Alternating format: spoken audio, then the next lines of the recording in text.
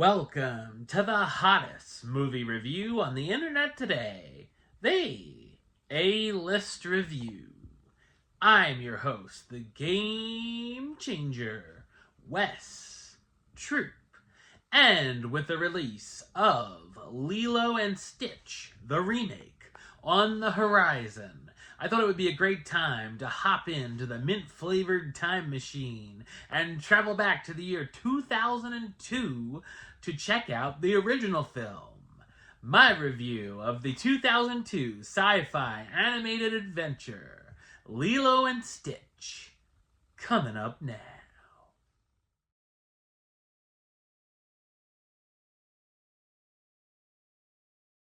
Lilo, a young and parentless girl, adopts a quote-unquote dog from the local pound she names Stitch, completely unaware that it's supposedly a dangerous scientific experiment that's taken refuge on Earth and is now hiding from its creator and those who see it as a menace. So what did I think of Lilo and Stitch? I thought it's a creative and fun animated sci-fi comedy drama.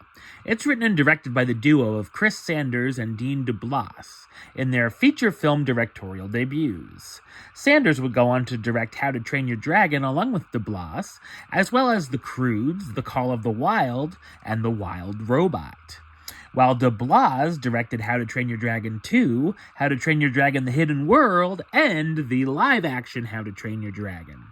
The film can feel a lot different than some of the other Disney animated features, as one minute it can be a sweet child and pet story, and the next turns into a wacky sci-fi adventure. I absolutely love the hand-drawn animation here. The design of Stitch himself is fantastic, and the watercolor backgrounds look cool. I also like the film taking place in Hawaii, as you still get the ambiance of the state and culture, even through animation. Much of the heart of the film is about the meaning of family, or ohana, delivering some nice messages. While that might sound familiar, it's portrayed different enough here to work.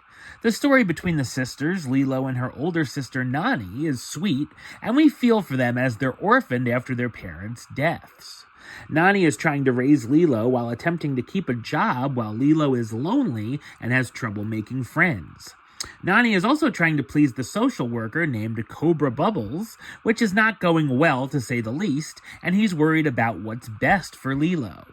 Of course, I love the character of Stitch, who's become very popular over the years, and is funny, cute, and likable. After Lilo adopts him at the animal shelter, mistaking him for a dog, he ends up causing chaos for the family while running from some of his intergalactic foes. There's quite a few good laughs throughout, with some material that could go over kids' heads but make adults smile. There's also a few gross-out gags, but we're dealing with aliens here after all. There are a few sad and emotional moments, but thankfully I didn't become a weeping willow throughout like I usually do. However, you may not be so lucky. Elvis fans will rejoice as well, with quite a few songs by the King featured on the soundtrack, as well as the great Hawaiian roller coaster ride. The voice cast stars Davai Chase as Lilo Pelekai, the eccentric young girl who adopts Stitch. Chris Sanders as Stitch, the blue alien known as Experiment 626 with the ability to create uncontrolled chaos, who finds himself on Earth. Tia Carrere as Nani, Lilo's older sister and guardian.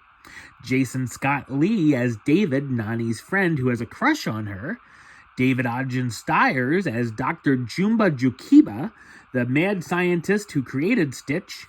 Kevin McDonald as Agent Pleakley, the Galactic Federation agent who acts as an expert on Earth, and Ving Rhames as Agent Cobra Bubbles, the social worker in charge of Lilo's welfare. Lilo and Stitch is a sometimes bizarre but heartfelt and enjoyable animated feature. Number-wise, I'm going to give it a 9 out of 10, which gives it the A-list rating of A-list approved. That's right, it gets the A-list seal of approval. Alright, well that's the show. I'll be back with another review very soon. But until then, don't forget to like, comment, and subscribe right here on YouTube. YouTube.com/WestsideOf515.